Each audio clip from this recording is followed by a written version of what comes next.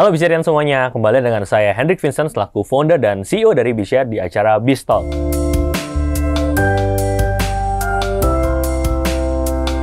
Nah, acara podcast ini seperti yang kita tahu adalah acara yang sangat spesial karena kita selalu mengundang expert-expert pengusaha ataupun investor di bidangnya yang sudah berkualitas dan tentunya sudah punya pengalaman luar biasa. Nah, pada kesempatan hari ini kita kedatangan salah satu teman saya juga yang memang juga merupakan bisnis partner, yaitu adalah Bro Doni Pramono selaku founder dan CEO dari Sourcelly Group. Silahkan Bro, langsung perkenalan. Halo teman-teman Bisharian semuanya, perkenalkan saya founder dan CEO dari Sourcelly. Hari ini untuk podcast bersama Bro Vincent saya pakai baju khusus bertuliskan Money Lover. Anda bisa lihat ya. Jadi kalau teman-teman semuanya seorang penggemar cuan dan ingin mendapatkan cuan dari investasi di project-project Bishare, tonton konten ini sampai habis. Oke, mantap Bro. Jadi memang spesial nih ya, Money Lovers. Iya, Money Lover. Jadi untuk bisa bagaimana caranya bisa dapat cuan? Nah, tentunya lewat Sourcelly Group nih. Iya. Nah, bagaimana detailnya kita akan kulik-kulik langsung. Nah, kita akan kupas tuntas nih Bro Doni jarang-jarang bisa datang. Jadi di podcast ini kita sebenarnya akan bahas tentunya mungkin banyak yang sudah tahu, tapi mungkin baru tahu tentang Sourcelly Group ataupun Bro Doni sendiri. Mungkin pengen cerita dulu Bro, awal mulanya mendirikan Sourcelly Group itu kepikiran gimana sih kok pengen bikin frozen yogurt gitu, dan mungkin perkembangannya bukan cuma Sourcelly aja, sekarang udah banyak brand-brand under Sourcelly Group. Mungkin boleh di-sharing Bro. Jadi basically saya bisnis F&B itu sudah kurang lebih sekarang 15 tahun. Pertama kali mulai itu brand Sourcelly tahun 2008. Dan sekarang kita sudah mempunyai 5 brand dan tentunya akan ada brand-brand yang akan muncul juga dan semoga bisa menghiasi di project listingan di Bishare juga nanti Bro ya. Nah jadi di tahun pertama itu mulai tahun 2008 bulan Mei, dan actually tahun ini kita di bulan Mei ini ya, sekarang bulan Mei kita barusan saja merayakan ulang tahun Sourcelly ke-15. Wow. Check out promonya apa, ada promo menarik untuk teman-teman semuanya. Nah jadi Sourcelly itu adalah brand pertama dari Sourcelly Group, produknya frozen yogurt. Bisa lahir produk tersebut karena hobi, ya hobi dan passion. Saya suka makan frozen yogurt ketika kuliah di US saat itu. Jadi konsep ini memang saya bawa dari US. Kenapa saya bawa dari US? Karena menurut saya sesuatu yang menarik saat itu belum ada di Indonesia. Dan konsep ini juga bagus sebenarnya karena produknya sendiri Anda bisa menikmati produk ice cream yang semuanya suka, ya kan? Tapi produk ice cream yang lebih menyehatkan karena mengandung yogurt dan juga low fat, lower calories gitu ya. Jadi oleh karena itu saya pertama kali mulai 2008 dan sampai saat ini Sourcelly telah mempunyai, di bawah Sourcelly Group mempunyai 5 brand dan total outletnya dengan semua brandnya itu sekitar 150 outlet. 150 outlet berarti semua outlet. Kalau Sourcelly aja? Sourcelly-nya aja sampai saat ini kurang lebih per hari ini 78 ya. 78, dan sekarang juga lagi listing di Bishare ya, 2 outlet ya. Dan 2 outlet telah listing yang siap dibuka. Jadi mungkin by the end of June bulan depan itu kurang lebih sekitar 84. Oke. Jadi memang dari awal tuh hobi gitu ya. Tapi di US itu berarti udah banyak frozen yogurt kayak gitu. Iya. Sourcelly. Jadi waktu di US itu karena waktu kuliah itu, saat saya kuliah saya sering makan ke tempat-tempat frozen yogurt tersebut, ngongko di tempat frozen yogurt tersebut. Saat itu memang banyak banget ya. Jadi banyak banget. Ada salah satu brand yang favorit saya sering makan seminggu 2 kali lah kurang lebih ya. Karena saya suka es krim. Apalagi kalau di musim summer ya, panas gitu, pengen makan es krim, tapi juga saya pengen tetap fit supaya bisa menjaga postur ideal tubuh istilahnya ya. Jadi saat itu udah banyak, dan itulah saya bawa konsep itu di Indonesia, dan ternyata saat mulai 2008 bulan 5 outlet pertama di Senayan City sukses ya, puji Tuhan sukses, dan itulah yang memulai karir saya sebagai seorang pengusaha F&B. I see. Tapi dari awal berarti itu habis lulus kuliah langsung bikin F&B atau ada yang lain dulu Bro? Jadi saya kuliah itu S1 dan kemudian S2. Waktu setelah saya S1, saya sempat kerja sebagai seorang marketing di perusahaan percetakan dan juga perusahaan teks, ya kan. Dan karena kuliah saya accounting, S2 saya ambil marketing, ya kan. Dan setelah lulus dari S2 marketing, saya belajar, saya tanda kutip magang di salah satu perusahaan frozen yogurt tersebut untuk mempelajari, karena saya tertarik dengan bisnis ini, ya kan. Nah akhirnya sekarang saya sudah S3 berupa es krim yogurt gitu. Iya, gokil. Jadi udah sempat pelajari dulu kompetitor waktu itu belum ada. Belum ada ya. Di Indonesia belum ada saat itu untuk frozen yogurt. Jadi kita adalah pionir, dan puji Tuhan karena konsistensi kita dan juga karena market makanan-makanan yang lebih sehat, ya kan, mulai meningkat jauh di Indonesia, yang membuat sekarang Sour Sally juga tetap established selama 15 tahun, dan juga sekarang semakin growing dan semakin bertambah cabangnya, juga bekerja sama dengan B-Share. Siap, mantap. Nah, tapi mungkin teman-teman penasaran juga nih, masa sih Bro Doni langsung awal langsung sukses gitu? Apakah memang dari awal itu bikin Sour Sally ini penerimaan pasarnya nggak maksudnya dominan sekarang? Mungkin kan awal itu belum ada justru kompetitor, tapi kan edukasi pasarnya juga harusnya susah ya, Bro? Mungkin boleh di-share. Iya, jadi I am blessed waktu saat mulai Sour Sally itu, di cabang pertama langsung sukses memang. Langsung sukses, langsung booming. Mulai masuk dalam tanda kutip fase pertama dari bisnis F&B. Nah, ini salah satu ilmu yang sering saya share juga di berbagai ini. Jadi waktu saat mulai sukses, sukses itu lahir dari trennya viralitasnya mulai naik gitu. Jadi fase 1 tersebut. Tapi saat itu Sour Sally sempat turun juga di tahun 2011-2012 karena bisnis F&B tidak hanya bisa berbasis viral atau tren. Nah, jadi hati-hati teman-teman kalau mamanya berbisnis F&B atau lagi memfranchise bisnis yang hanya berbasis viralitas, karena viralitas dan tren itu tidak lama umurnya, hanya mempunyai jangka waktu, mungkin bisa 3 bulan, 6 bulan, 1 tahun, 2 tahun, ya kan, 3 tahun, ya kan. Nah, tapi yang paling penting adalah bagaimana Sour Sally bisa transformasi di setelah tahun 2011-2012 trennya udah mulai habis, kita berhasil naik lagi, sempat jatuh tuh, naik lagi, dan mulai masuk ke fase keduanya, yaitu menjadi fase fase habit dan juga lifestyle dari masyarakat Indonesia. Nah, itu yang sekarang membawa Sour Sally sehingga sekarang going strong, even stronger, menambah banyak cabang, lagi berkembang pesat, bekerja sama dengan B-Share. Iya. Jadi sebenarnya waktu itu kan sempat ya namanya tren segala macam kan ada turun gitu ya. Nah, sebenarnya apa sih titik poin yang membuat ini akhirnya bisa naik lagi, Bro, dari fase itu? Nah, jadi menurut pengalaman saya selama 15 tahun, jadi bisnis F&B itu memang terdiri dari 3 fase ya. Fase pertama, fase tren viral, yang Sour Sally alami di awal langsung sukses, viral gitu, antriannya panjang. Itu saat itu masih sosial media, masih Facebook ya.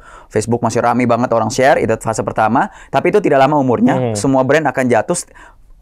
Tren atau viralitas itu mulai terkikis sehingga performance akan menurun. Nah, bagaimana caranya supaya pengusaha itu sekarang key-nya adalah bagaimana cara pengusaha supaya bisa mencapai fase kedua. Fase keduanya yaitu menjadi habit lama lifestyle. Nah, yang paling penting untuk mencapai fase kedua lifestyle itu, sebuah produk harus bisa memberikan sebuah manfaat kepada customer-nya. Nah, manfaat itulah yang akan membuat brand dan produk tersebut bertahan, sustainable, jangka panjang, dan akan semakin berkembang sepanjang waktu. Itu adalah fase kedua. Manfaat itu untuk dari sisi Sour Sally, karena masyarakat sudah mulai memahami tentang pentingnya sebuah makanan yang lebih sehat, ya kan? Itulah yang membuat Sour Sally naik dari hanya menjadi tren, menjadi produk yang kedua, yang fase kedua yaitu lifestyle atau habit, karena healthy lifestyle itu. Jadi karena sebagai sebuah brand yang bergerak di es krim, yogurt yang notabene lebih menyehatkan, karena ada contohnya salah satu produk kita Black Sakura, itu mempunyai manfaat detox ya. Manfaat detox itu kan baik untuk pencernaan, ya kan, bermanfaat. Jadi itulah yang membuat Sour Sally naik ke level kedua karena mempunyai manfaat. Nah, sekarang yang kita ingin capai adalah fase ketiga. Fase ultimate phase dari sebuah brand F&B ataupun produk, yaitu fase ketika produk tersebut telah menjadi budaya atau culture dari masyarakat Indonesia dalam konteksnya ini ya. Nah, itu yang kita ingin capai, oleh karena itu banyak komunikasi marketing kita, produk-produk yang kita loncorin yang berhubungan dengan bagaimana cara membuat supaya Sour Sally itu menjadi produknya Indonesia, gitu. Jadi bagian dari kultur makanan dan minuman Indonesia. I see. Berarti sebenarnya kalau bisa dibilang waktu itu belum ada Black Sakura ya, Bro ya? Belum. Jadi titik baliknya juga Black Sakura itu berpengaruh nggak sih, Bro, terhadap... Sangat berpengaruh, karena Black Sakura itu dengan sebuah produk terobosan inovasi baru yang memberi manfaat untuk customernya, immediately produk Sour Sally yang tadi awalnya sukses karena memang tren atau viral, ya kan, immediately dia mempunyai manfaat. Dan ketika mempunyai manfaat lebih, bukan hanya seperti yogurt biasa misalnya kan, mempunyai manfaat lebih yang berhubungan karena mengandung charcoal, activated charcoal, bermanfaat untuk membantu pencernaan, untuk detox customer masyarakat. Gitu. Itu yang tahun bikin berapa tuh, Bro? Tahun 2014. Oh, 2014. Ya, 2013 akhir, 2014 mulai naik lagi, dan sekarang Black Sakura adalah salah satu produk yang paling sukses, bertahan sudah 9 tahun ya, 2023 sekarang ya. Dan tetap konsumsinya mayoritas orang beli di outlet tetap Black Sakura. Karena selain rasanya enak, penampilannya juga Instagramable atau TikTokgramable, TikTokable gitu kan. Karena warna hitam ya, es krim hitam. selain enak dan juga mempunyai manfaat. Gitu. Oh, berarti sekarang udah lebih laku Black Sakura ya? Jauh lebih laku Black Sakura, ya. Oke.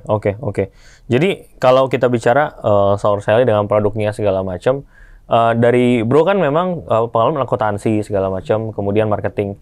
Nah, bagaimana sih seorang Doni Prano menyusun manajemen bisnisnya dari Sour Sally Group sendiri? Oke, dari kalau umpamanya dari ngomong secara manajemen itu menurut saya dalam bisnis itu simple.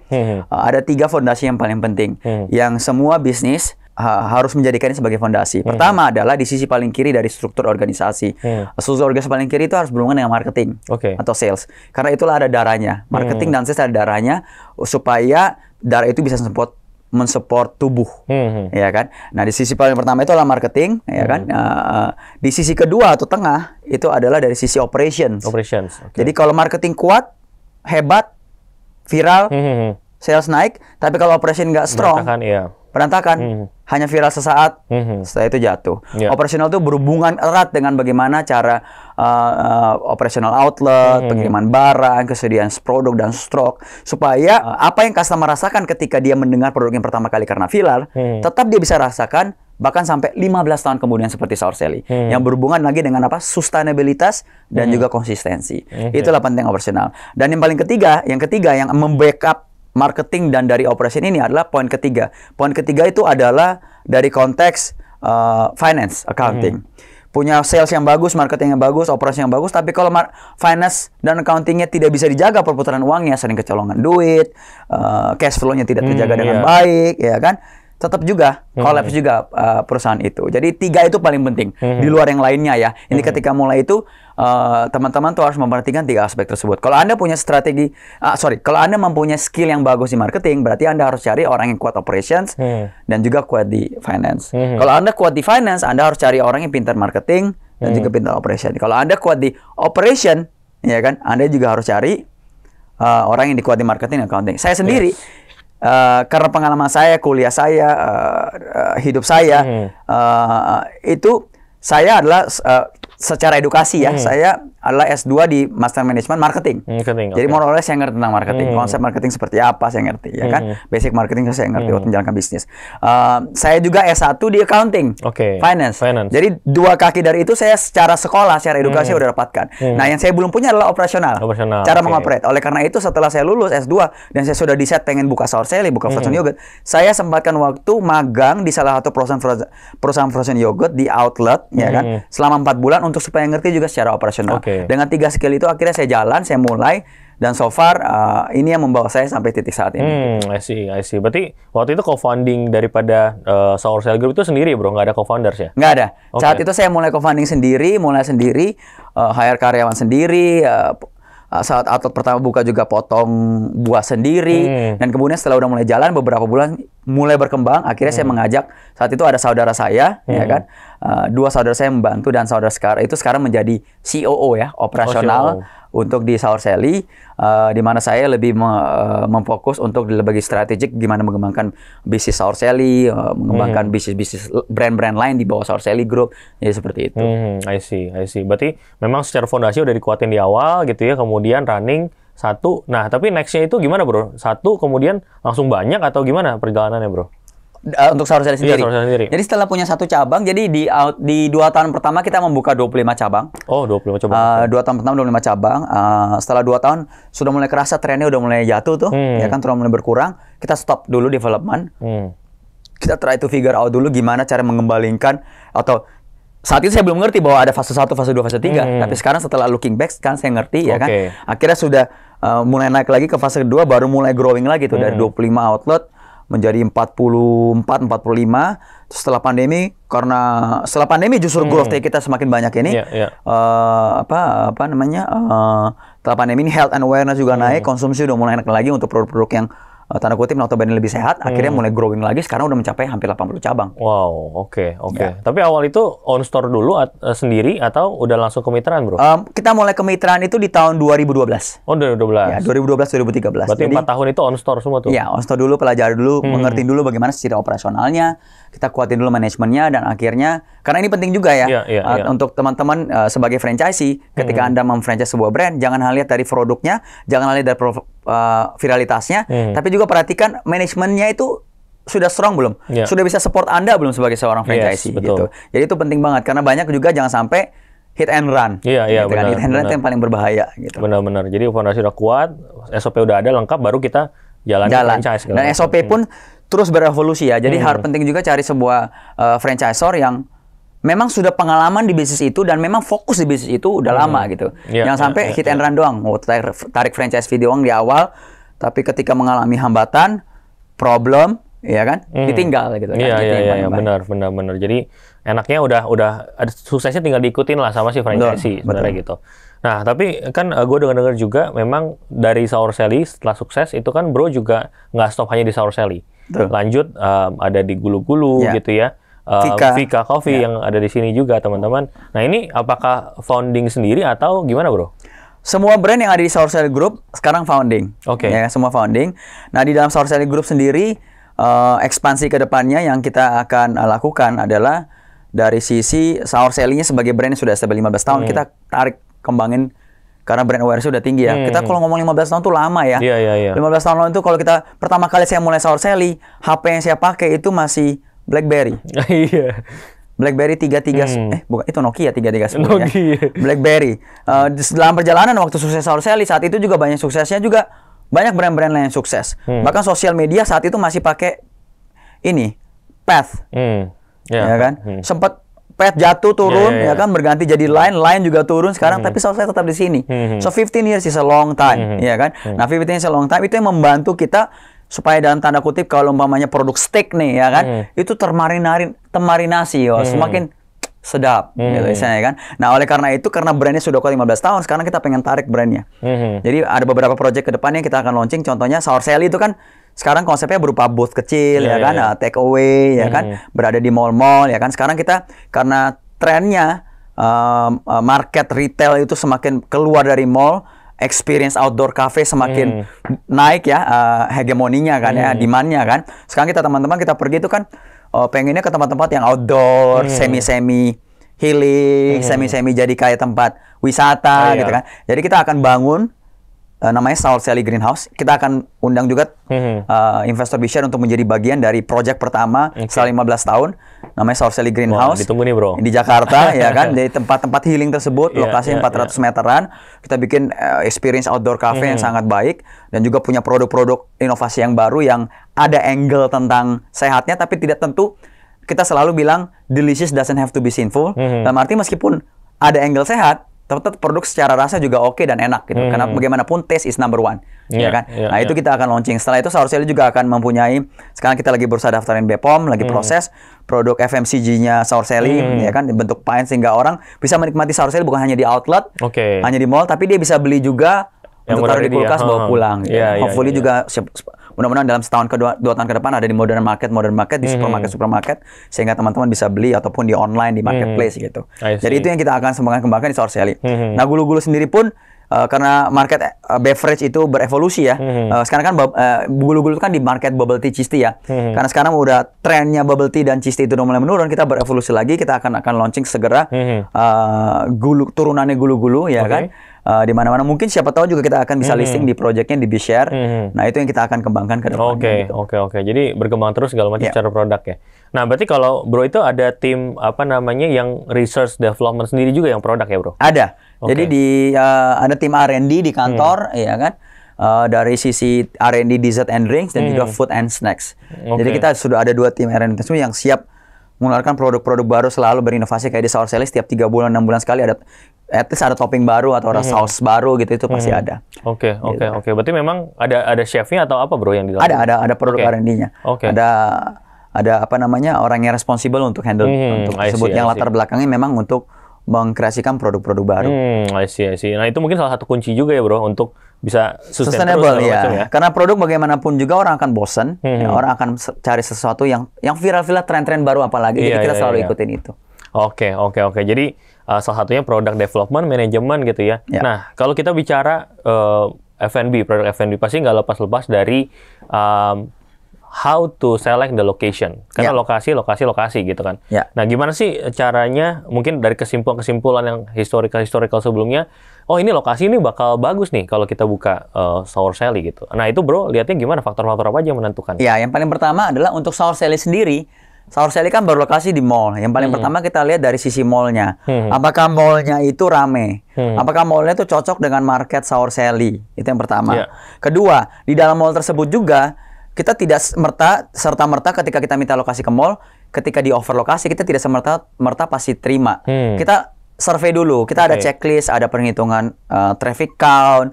Kita selalu melihat lokasinya mana yang cocok untuk Sour Sally, mencari lokasi yang terbaik. Kita nggak mau sembarang lokasi bahkan dalam mall tersebut, meskipun mallnya rame ya. Betul. Jadi lokasi-lokasi yang biasanya kita mau tuh adalah di lower ground, karena situ ada market F&B, ataupun di dekat bioskop, ataupun dekat major tenant lainnya seperti department store, ya kan, atau park mungkin, ya kan, atau dekat-dekat titik-titik di mana banyak traffic countnya yang rame di sana. Itu dua tipenya. Yang ketiga juga pasti kita akan select apakah di secara makronya di mall tersebut berada di kota atau distrik atau daerah yang memang sedang booming, sedang growing. Contohnya surprisingly di Bekasi adalah salah satu performance terbaik untuk outlet kita. Dan kita juga baru buka ya di Grand Galaxy Park. Grand Galaxy Park itu adalah mall kedua teramai di Bekasi, gitu kan ya. Yang sementara leasing juga adalah sekarang Pacific Place dan juga Cilegon ya. Cilegon juga is up and coming, dan Pacific Place sebagai pemanisnya untuk Project B-Share kita lepaskan Project Pacific Place yang sebenarnya outlet tersebut sudah dibuka 13 tahun sekarang. Jadi secara historicalnya sudah ada nilai salesnya itu bukan hanya proyeksi tapi juga real. Sudah nyata, sudah tercapai ya kan. Dan mallnya pun sendiri orang udah tahu kan, jadi nggak butuh marketing lagi, nggak butuh downtime lagi. Dan juga berada di daerah SCBD di mana spending power-nya juga udah terjamin gitu. Lebih seperti itu. Tadi kan kalau bicara tentang lokasi, berarti kan setiap lokasi dari Sour Sally itu sudah dipilih dengan sangat cermat lah untuk bahwa ini potensi dan segala macam gitu ya. Nah, sekarang kan kita lagi akan coming soon juga untuk yang di Basura City di Jakarta Timur dan juga mall yang Ciputra Mall di Cibubur. Nah, apa sih alasan dari Sour Sally Group menentukan lokasi tersebut untuk bisa diinvestasikan bersama-sama nih? Sesuai dengan tadi kriteria tadi ya, checklistnya yang kita sudah ada. Basura City Mall secara makronya berada di Jakarta Timur, daerah yang padat penduduk, ya kan. Secara mall tersebut juga sendiri merupakan mall yang sangat rame. Sangat rame, kenapa juga sangat rame? Karena dia selain berada di pemukiman Jakarta Timur yang sangat padat, mall tersebut juga ditunjang ada sekitar 6-8 tower apartemen. Jadi captive marketnya, market yang sudah ready-nya pun sudah ada. Istilahnya nggak perlu pendatang mall yang berada di daerah lain, hanya dari orang-orang dari tower mall itu aja sudah cukup rame gitu kan. Nah, secara spesifik mallnya rame, dan secara lokasinya pun kita pilih lokasi yang salah satu yang paling prime di sana. Kita berada di ground floor, di tengah-tengah, ya kan, ground floor yang semua mata, aksesibilitas, visibilitas kelihatan. Gitu. Jadi itu yang kenapa Basura City Mall kita pilih. Kedua, untuk mall yang dari Ciputra Cibubur, kenapa kita pilih situ juga? Karena untuk di daerah Cibubur yang sekarang lagi upcoming ya, Ciputra Cibubur merupakan salah satu mall yang paling prestisius di sana, yang paling ramai, dan developernya sudah terkenal juga, Ciputra ya, legend di dalam bisnis properti ataupun bisnis mall di Indonesia. Mall tersebut juga ramai, dan kita berada di lokasi ground floor yang juga bagus, titik yang bagus, yang dekat dengan salah satu restoran legend yang selalu ramai. Saya mungkin jangan sebut brand ya, dan juga dekat dengan supermarket di sana, di depan supermarket bahkan kita. Ya? Jadi supermarket itu kan bisa punya ribuan customer per hari, jadi dari ribuan itu bisa menjadi customer Sour Sally ya kan. Nah, dari sisi makronya sendiri, Ciputra Cibubur itu berada di titik lokasi dekat exit jalan tol, dan disupport oleh perumahan yang cukup berkelas itu ya, berkelas kelas grade sultan lah, seperti Bro Vincent gitu ya. Jadi di situ, jadi secara captive marketnya sudah sangat baik, dan titik lokasi dalam mallnya juga sangat baik. Oke. Jadi memang udah spesifik sesuai dengan target marketnya Sour Sally itu sendiri. Betul. Oke. Nah, tadi kita bicara udah manajemennya sudah oke, produknya dibinati, lokasinya oke gitu kan. Tapi ada faktor eksternal nih bro, gitu ya, yang mungkin bisa menjadi tantangan, yaitu kompetitor, balik lagi. Ya kan, kompetitor, gue lihat juga ada beberapa brand yang udah mulai keluarin frozen yogurt gitu ya, mulai dari yang dulu sampai yang terbaru gitu ya. Nah, gimana caranya Sour Sally ini bisa fight untuk tetap menjadi market leader di industri frozen yogurt? Ya, yang paling pertama adalah nomor satu adalah manajemen. Kita sudah berada dalam industri ini sebanyak 15 tahun. Kita sudah punya tim yang lengkap, kita selalu berinovasi, kita fokus memang di bisnis ini. Kedua, salah satu yang orang selalu bilang kenapa dia makan sour Sally bahkan sampai 15 tahun ini. Karena menurut mereka setiap kali makan sour Sally dari tahun pertama sampai tahun 15 nggak pernah berubah rasanya. Jadi apa yang bikin sour Sally sukses di tahun pertama tetap berada sampai tahun ini. Konsisten. Sudah 15 tahun konsisten, ya kan? Konsisten, harga juga bersaing dengan dengan kompetitor sejenis, ya kan? Bahkan lebih murah kita dibandingkan kompetitor yang dari luar negeri terutama Itu kedua. Dan yang ketiga adalah market health dan awareness ini semakin meningkat. Jadi meskipun ada kompetitor, karena kuenya semakin besar, semuanya bisa makan. Gitu. Jadi nggak usah khawatir. Jadi teman-teman yang ingin memfranchise atau menginvestasi dalam konteks B-share, tinggal memilih mana sih yang dari brand-brand ini mana yang menurut Anda mempunyai sisi positif. Karena memang kuenya banyak, seharusnya semua orang bisa dapat makan di sini. Iya. Jadi memang orang punya favorit sendiri-sendiri lah sebenarnya gitu kan. Dan tetap sustain dari sisi rasa. Kalau kita ngomong 15 tahun, orang yang pertama kali makan sour Sally di tahun 2008, mungkin masih kuliah, mungkin masih SMA. Sekarang 15 tahun kemudian mereka makan, bukannya mereka makan sama anaknya. Jadi turun temurun. Jadi referral ke anaknya. Jadi referral ke anaknya, ya kan. Mungkin mamanya dikasih komisi gitu ya untuk makan gitu. Jadi seperti itu. Jadi sekarang kita dengan pengembangan produk yang lebih lanjut akan membuat brand awareness sour Sally juga semakin besar. Kita terus berinovasi. Iya. Nah, kalau dari kompetitor ya oke lah, kita punya sustainability segala macam gitu ya. Tapi kan waktu dulu nih, tadi balik lagi ke fase yang tadi bro, gue penasaran juga. Kan sour Sally sempat berada di titik terbawah ya waktu itu 2011-2012 gitu kan. Nah, apa yang dilakukan oleh seorang Bro Doni Pramono untuk akhirnya bisa naik? Apakah waktu itu pusingnya gimana sih dan gimana caranya bisa nge-solving itu akhirnya bro? Nah, saat itu saya berusaha mempelajari dulu. Karena saat itu bisnis F&B pertama saya baru setahun 2 tahun ya kan. Saya mempelajari bisnis F&B dulu, saya banyak ikut seminar, banyak ngobrol dengan orang. Saya dapat banyak pembelajaran dari pembelajaran tersebut, ikut seminar, ngobrol dengan orang, dan berusaha saya tarik garis benang merahnya. Gitu. Garis benang merah itulah yang membuat saya lebih memahami dengan bisnis F&B, sehingga saya mempunyai teori tadi 3 fase. Fase 1 tren virilitas, fase 2 adalah lifestyle habit, dan fase 3 adalah kultur atau budaya. Yang membuat saya tanya, saat itu banyak yang bilang, wah, udah memang bisnis F&B itu cuma tren-trenan, jadi udah lewat zamannya. Tapi saya tetap tidak percaya itu. Kenapa? Karena banyak kok brand-brand yang sudah established puluhan tahun brand F&B. Iya, benar. Ya kan? Brand-brand fast food gitu kan, yang giant fast food yang sudah established lebih dari 15-20 tahun. Kenapa saya nggak bisa? Kenapa kita nggak bisa gitu? Itu yang terus saya mencari jawaban. Akhirnya saya mendapatkan jawaban ini dalam 3 fase tersebut. Betul, bisnis F&B itu memang ada tren-trenan, tapi itu hanya fase pertama. Kuncinya bagaimana caranya bisa mencapai fase kedua. Oke. Kuncinya teman-teman nggak terlalu peduli apa kata orang, yang penting percaya dengan bisnisnya ya. Betul. Oke. Nah, kita bicara kalau sudah tadi sekarang sustain sour Sally 15 tahun gitu ya. The future of sour Sally itu akan seperti apa sih bro? Mungkin tadi udah bahas juga ya, sour Sally akan berekspansi, menarik, mengkapitalisasi brand sour Sally yang sudah 15 tahun ini, yang kita bilang 15 tahun is a long time ya kan, udah termarinasi brandnya di dalam customer Indonesia gitu kan. Kita akan mengembangkan sour Sally Greenhouse yang kita akan berikan opportunity-nya juga kepada teman-teman B-Share. Kita akan launching produk Pine, take home Pine gitu, yang orang bisa beli konsumsi di rumah sendiri sambil nonton drakor ya kan. Produknya juga sehat karena mengandung stevia, tidak mengandung gula banyak ya kan. Gulanya 30 to 50% lower than normal ice cream ya kan. Low fat, some of the product free cholesterol. Produk inovasinya juga banyak, dan juga kita akan taruh freezer ya kan di lokasi-lokasi outlet dan juga outlet B-Share nantinya gitu kan. Jadi bisa nambah omset juga gitu kan ya. Harganya juga bersaing ya kan. Dan yang ketiga terus mengembangkan lagi brand-brand sour Sally dan terus konsisten dalam menjaga brand sour Sally dalam berekspansi gitu. Oke. Ada rencana IPO bro? IPO, nah ini teman-teman investor B-Share ini juga sebenarnya salah satu angle-nya adalah benefitnya adalah Anda mempunyai kesempatan nanti kalau saat sour Sally IPO, mempunyai kesempatan bagaimana bukan hanya memiliki 1 atau 2 outlet saja, tapi juga bisa memiliki pre-IPO holding dari sour Sally itu sendiri. I see. Gitu.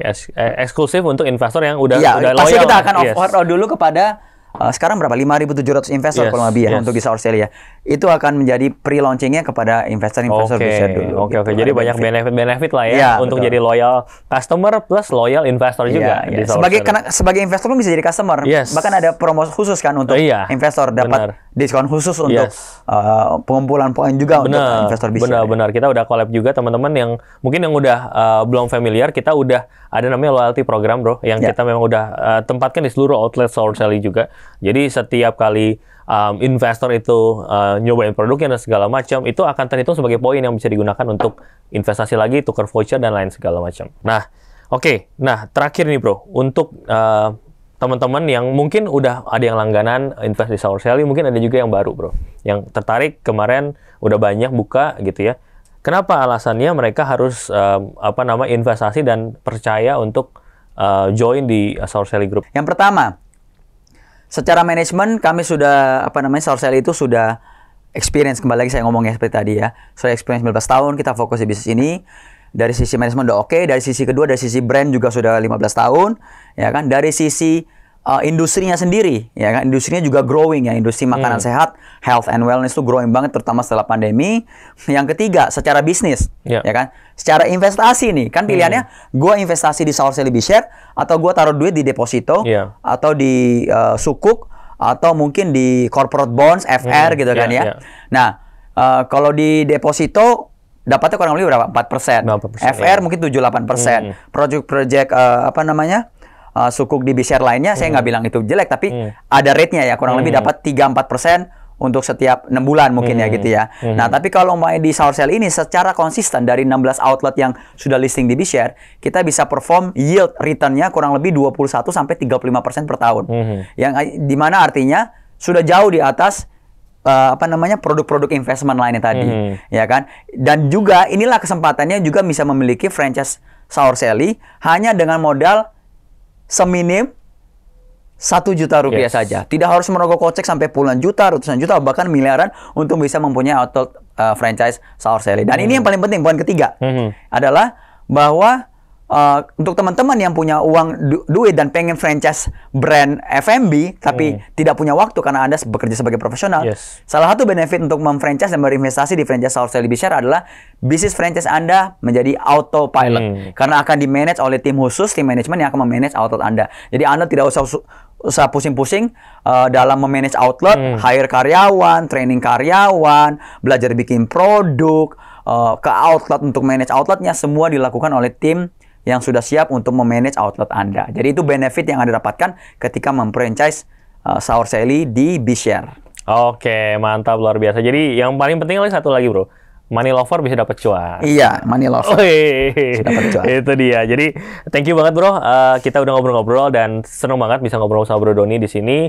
Mudah-mudahan Saur Sally bisa makin sukses dan kita terus kolaborasi dan siap support antara B-share dengan Saur Sally. Oke, itu aja teman-teman semuanya B-sharean. Mungkin buat teman-teman yang udah kemarin nggak kebagian karena Pacific Place sudah full juga dan sebelum-sebelumnya nggak kebagian, mungkin ini adalah kesempatan Anda untuk ikutan gitu ya, untuk ikutan di Saur Sally Project yang akan dibuka dan coba cek aja nanti apakah masih ada pas video ini dibuat gitu ya. Tapi nextnya tentu akan ada terus project-project Saur Sally yang akan kita buka, plus nanti ada Saur Sally Greenhouse yang akan kita waiting list juga untuk teman-teman B-sharean semuanya. So stay tune untuk update-update selanjutnya untuk kolaborasi antara B-share dan Saur Sally. Thank you so much Bro Doni. Thank you. Thank you. Bye.